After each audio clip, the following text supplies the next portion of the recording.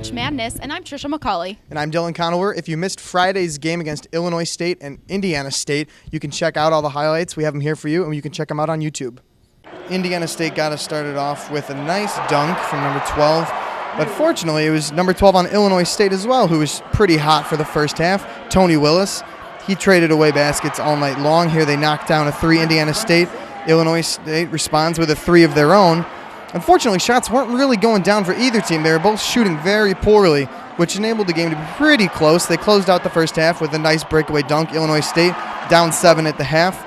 Getting into the second half, Indiana State started taking over here. They have a breakaway layup. At one point, they were shooting about 40%, building up their lead. Illinois State would chip away, getting to within single digits, but in the end, Indiana State was just a bit too much. Here we have one more breakaway. They thought they had it. I think they were within 5. But Indiana State was done. They wanted to move on to the semis, knock down the three. Final score, 65 to 57. Indiana State moves on to play Evansville.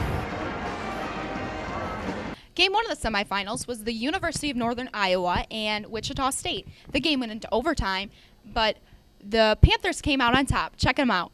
Wichita State started off strong with the Shaquille Morris layup. It took to the 12-minute mark for UNI to make their first basket, and was Washpun's three that got the Panthers on the board. The Shockers extended their lead with another shot by Morris. Panther Wyatt Lohas ran past 2 Shockers for a layup, but Marquise McDuffie responded with one of his own. Washpun hit another 3 late to send Northern Iowa into halftime, only down by 6. UNI Matt Bohannon started the second half with a 3. Shocker Ron Baker also hit a 3 and had 12 points for the game. Clint Carlson hit a wide-open 3 for the Panthers, sending the game into overtime. Connor Frankcamp hit a 3 to give the Shockers a 1-point lead, but UNI responded with a 3 from Jeremy Morgan, and the Panthers won 57 to 52 in overtime, advancing to the championship game. So Dylan, Wichita State started out with a 10-point lead in the beginning of the game, and it took till the 12-minute mark for UNI to make their first basket. What do you think about that? Well, I think it first of all shows that there certainly are some nerves happening. It's the semifinals for crying out loud, but Northern Iowa shows that they got here for a reason, and they didn't score for a while, but they were able to chip away at it all the time. And I mean, they only went into the half down single digits. So where do you think? What part of the game do you think was the key comeback for the Panthers to get back on and? Well, I don't really know if there was a key moment, but it was kind of a gradual buildup. I mean, fortunately for Northern Iowa, Wichita State did not shoot very well on the game. They only shot 31%. That's not good. And in the second half especially, they only shot 23%. That's awful. And it was because of that Northern Iowa was able to just chip away at the lead until they eventually took it. Okay, so let's talk about the overtime.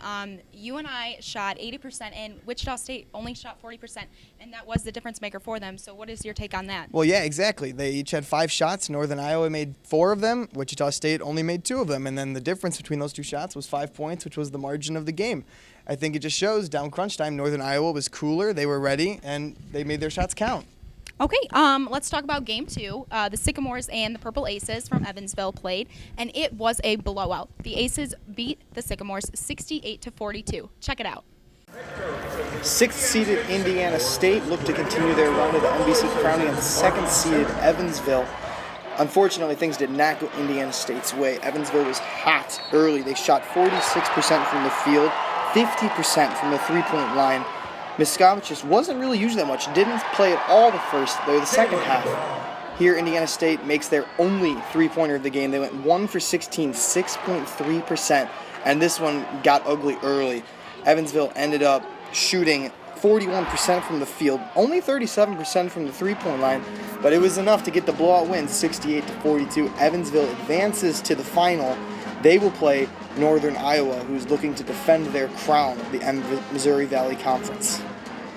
So, Dylan, this game was a blowout. Where do you think the Sycamores fell apart, and what are some of the improvements they could have made?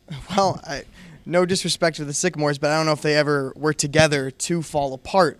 They shot 28% in the first half, 23% in the second half.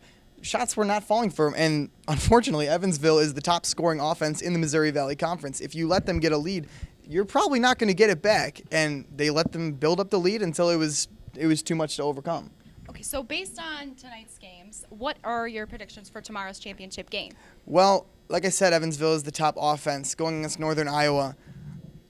I'd like to think that Northern Iowa could do it, especially with this big confidence-building win off of Wichita State, but unfortunately, I don't think that they're going to be able to match the firepower of Evansville.